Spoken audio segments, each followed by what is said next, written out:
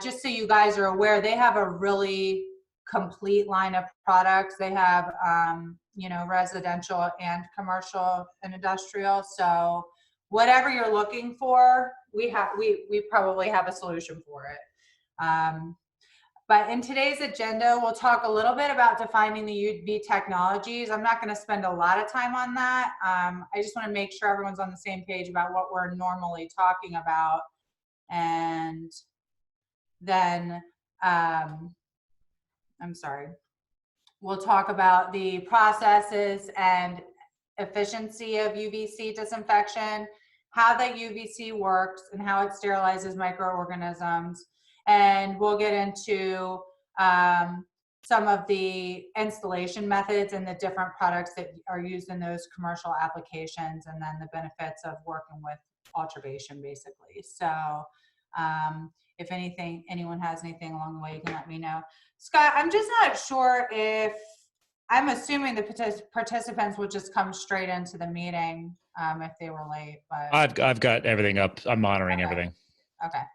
All right. So to get started, I mean, I think most of us that are familiar with UV technology know that if you're a believer in UV technology, that we're usually either solving for ease of maintenance, or we're solving for disinfection or treatment of something. So if we're solving for maintenance, we're looking to have that HVAC system running more efficiently.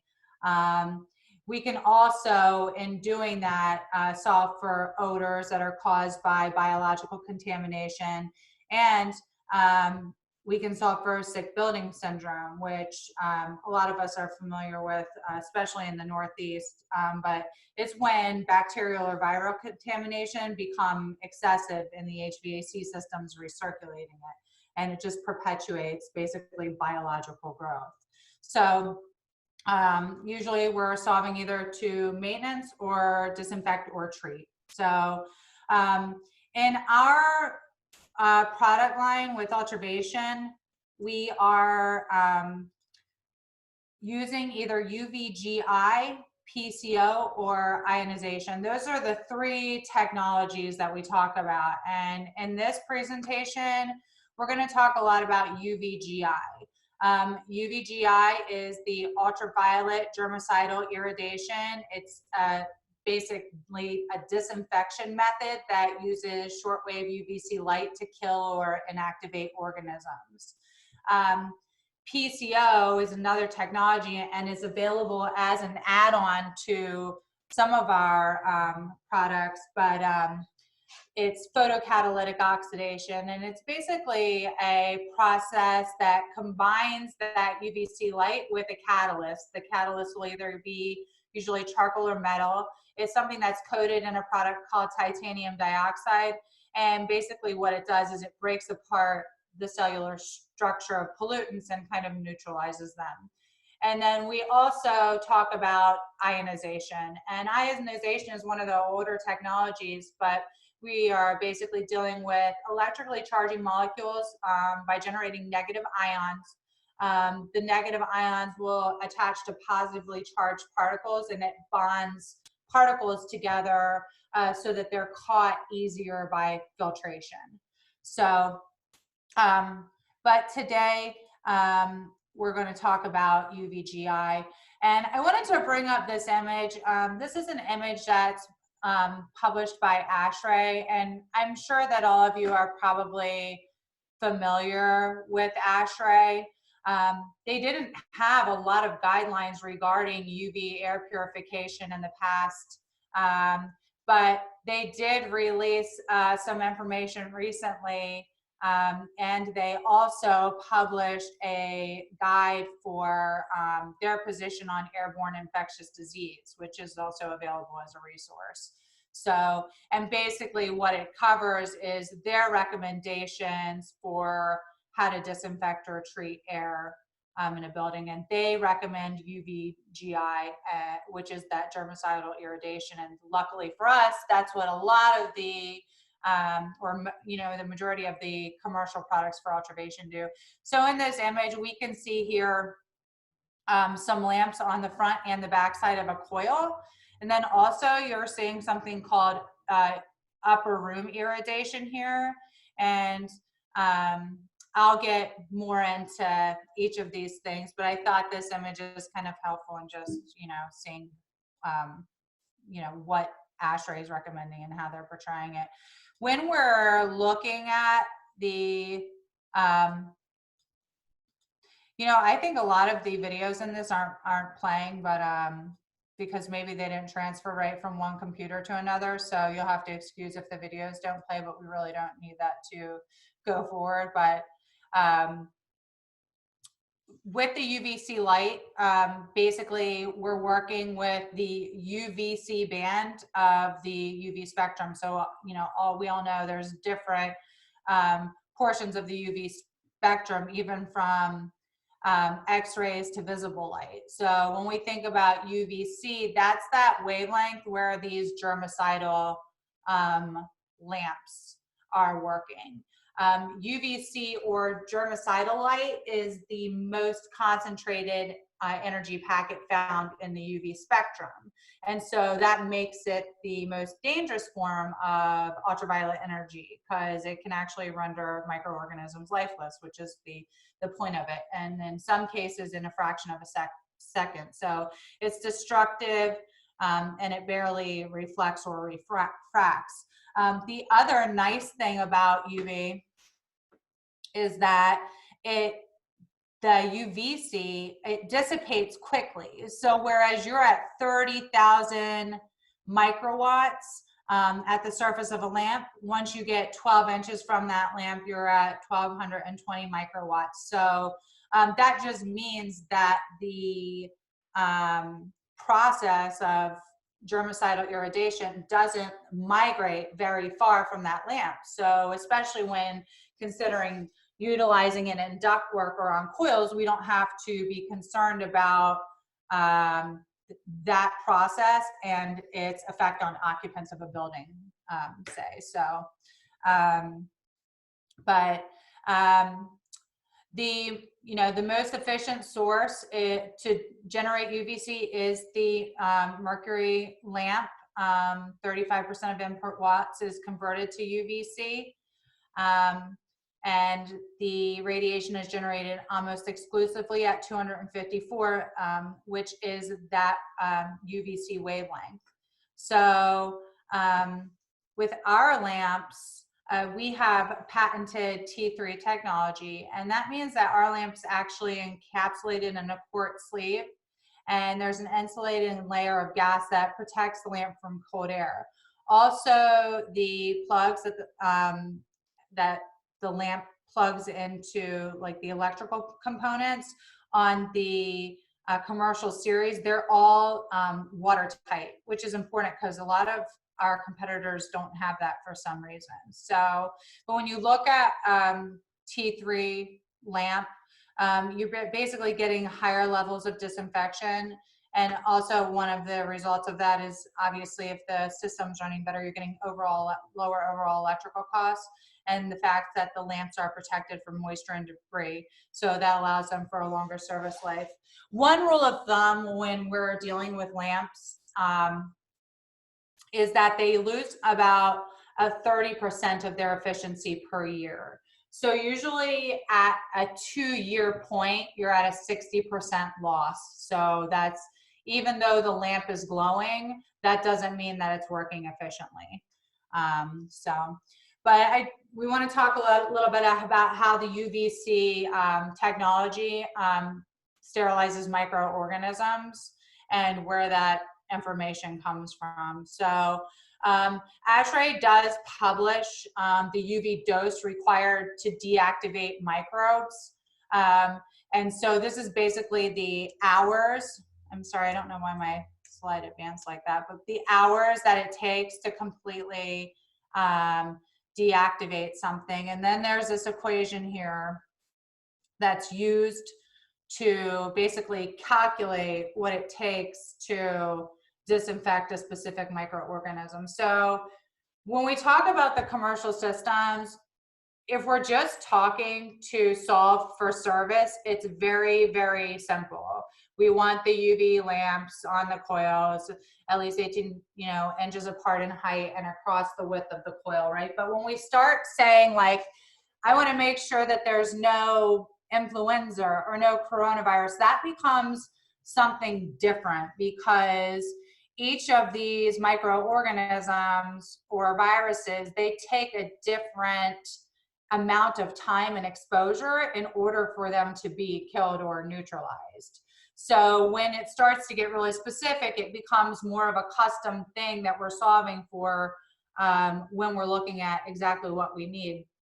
One thing that Ultravation asked to make sure that I point out, and here's some stats from Ultravation on some, the efficiency of just UV. So here you have the efficiency of just UV, and I believe it was a 1 hour exposure or 1 second of exposure. And here's something else I didn't mention, but when we talk about these, like the standard or whatever for what it takes, they're usually looking at an environment of 500 feet per minute and 50 to 55 degree temperature. So that's your standard of, what they're testing and looking at. So in this scenario, if we look at like influenza A virus, which, is, I'm not a scientist, but I was told that's something that's kind of close to, the coronavirus for, what we would be talking about as far as sterilization. But at 1 second of exposure, we're at 77.5%, kill rate, basically. But if we add some other technologies in addition to just surface treatment on like air treatment, we can get up into that 99 percentile. So what they're saying with this graph is you can achieve a 99% efficient sterilization if the right system is designed. So how do they judge the efficiency of the UV lights? Because we have all the time, and maybe one of you guys will be that client that says, well, where's the science? How do we know it's working? And UV light, it works. It's proven by the scientific method, and they do it usually by sample testing. So they'll measure, before and after UV light installation, how many colony forming units per square centimeter are found, and that's like how they'll test. So they'll measure them, and then they'll put UV on it and measure it again. And in most cases, it is just significantly reduced. So in here, and this was an independent study, I think the citing for it's at the end, but upstream front of drain pan, they had over 100 colonies per square centimeter, and then they had less than 20 after UV. So just a little idea of, the science behind it. And this image, I think we'll see it a few times in our presentation, but what the factory is trying to show here is the difference between many of our product designs versus a competitor. With our products, the electrical components and controls for the lamps are outside the airstream. So you're getting 360 degrees of UV exposure on a bulb. So even if you have a bulb installed for surface treatment on the coil, the other side of the bulb is treating the air. Most of our competitors, they only have partial exposure because the components are in stream. So that's just showing you a little difference between Ultravation and some of the competition. And here we're going to get into some of the commercial products. So when we think about the commercial portion of the product lines, you'll hear the word matrix a lot. So I'm going to point out a couple things here, but that's that watertight, connection that I was talking about earlier. Here's the information about the T3 lamps. And in this picture, you're seeing the SI series, which is some expandable racking systems for coils. And then right here, you're seeing an air version. So let me open up the brochure actually for the matrix for a second and just run through some of the items in it, because this was newly put out, and you'll see that it's a nice thing that you can use for client facing too, because it has some of those charts in it. But I like the pictures. So you can see here on the right hand side, here's your SI series, which is the one that's for the coils, and you'll notice different configurations. So on a typical large commercial coil, you're looking to treat the entire width of the coil. And then if you're solving for maintenance, you want to have a maximum of 18-inch height between the lamps. So that's why you kind of see a staggered look. And the lamps are available in different lamp lengths, and the racking systems are expandable. But that's a rule of thumb there. I asked earlier today, well, if you're solving for a virus, what are you recommending? You know, of course, there's a lot more to just saying that, but you would go down to a maximum of 12-inch spacing, you know, between the height of the lamps here. So these pictures do a really nice job of showing that. And depending on exactly what you're doing and how guaranteed you need to be with the efficiency of the disinfection, sometimes they'll double up and you'll have, you know, more than just one wall of lamps on a coil too. And you can also do it on the front side and back side of the coil as well. Right here, we're showing the AS series of the matrix, which is for Airstream. So in the best case scenario, we're going to get those commercial coils, right, and keep the growth down, but we're also going to do Airstream disinfection. So here's that Airstream.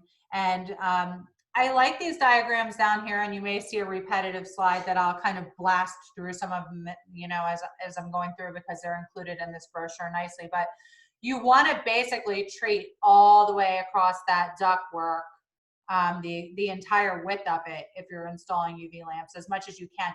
If the lamp length can't accommodate the full width, then what you can do is you can actually stagger lamps on opposite sides of the ductwork to achieve treating for the entire width. So that is the AS series, which is Airstream. So we did surface, and now we're doing Airstream. And then this is newer to me, but it may not be new to you. But it's that upper room disinfection, and it kind of looks like a mini split. It hangs up there. There's no motors in it or anything. But basically what it is a heavy gauge steel box with aluminum reflectors. Those reflectors are, you know, facing upward to direct the UV light upward. And as air naturally circulates through the room, it's passing into this UV field and becoming disinfected. Now, when you use these, you need, you know, a fair amount of them. I think the guideline is, with ours, it has to be at least 7 feet up, you know, because you can't look directly at UV bulbs. So it has to be at least 7 feet up. And then if it, you know, it's a non-ducted solution, so they install them almost every 15 feet if they're in a large space. And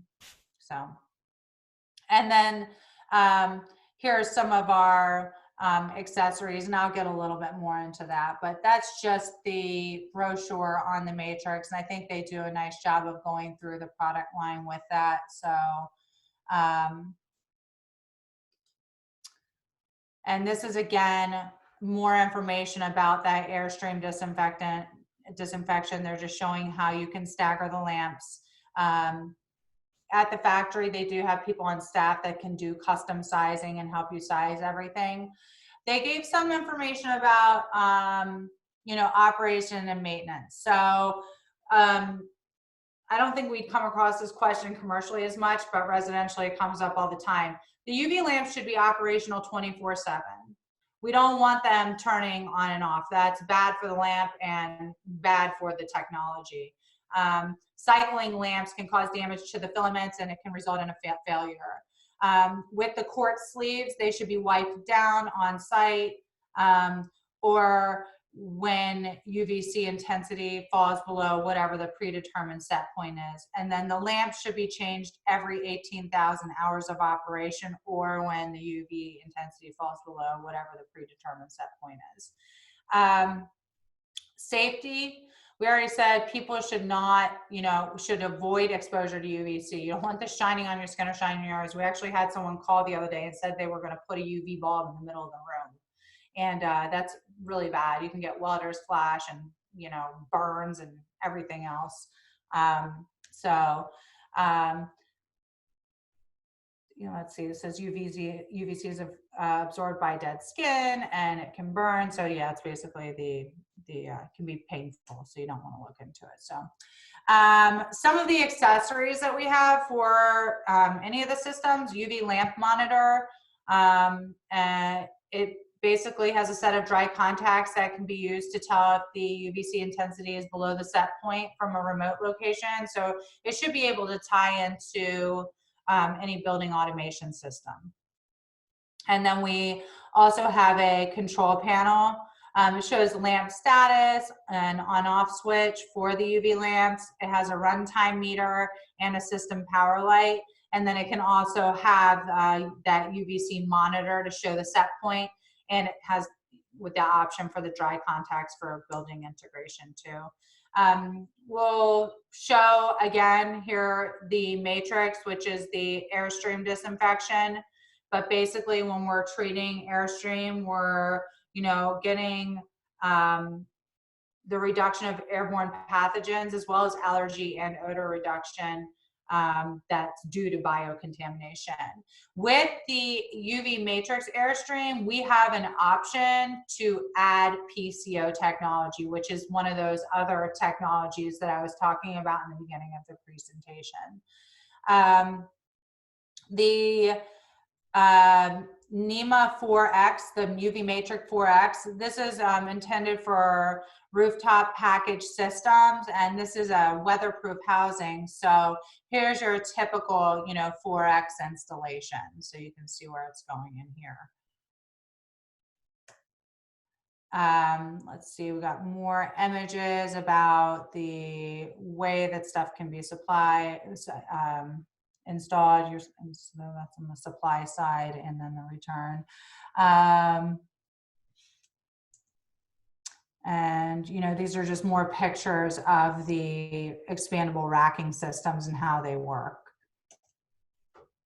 how they telescope. And I'm not going to read all this about the sizing, but I can send it to you. And here's some more pictures of just the UV lamps and how they operate.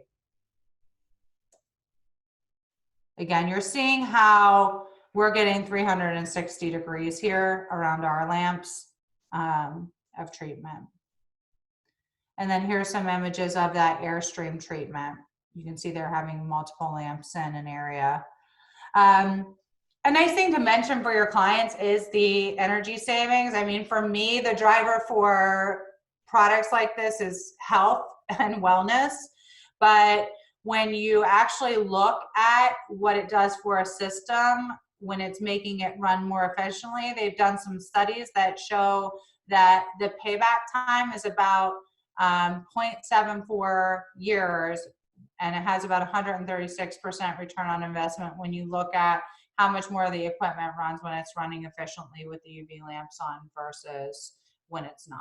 So, and then of course, just the benefits of working with Ultravation. For you guys, they're super local.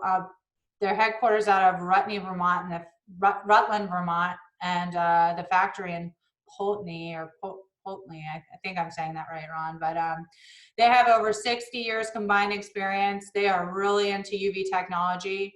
They're on call for technical and sizing support. Everything is made in the USA, right in Vermont. Project-specific engineered systems. I mean, we've done tons of projects. We have a competitor exchange program, and the lamps aren't really sold online, so the customer should be coming back to you to install them. And then if you need help with installations, they can offer that service as well. And I would just say Ultravation, out of the many product lines that we work with, it's probably my favorite line because of the people and the fact that they are always looking outside the box to solve for a problem. The answer is like, no, never no. It's, you know, how can we get it done for the customer? And that's why when you look at the breadth of the product line, you're like, holy cow, why would I need to have this many UV products? Well, there's a lot of different installations and you know, specifics that we're solving for, and we have a solution for most applications. So at this time, I'm going to stop the recording and I'm going to stop sharing, and I'm going to unmute everyone. And I want to open the floor up and see if I can't answer the questions. I'll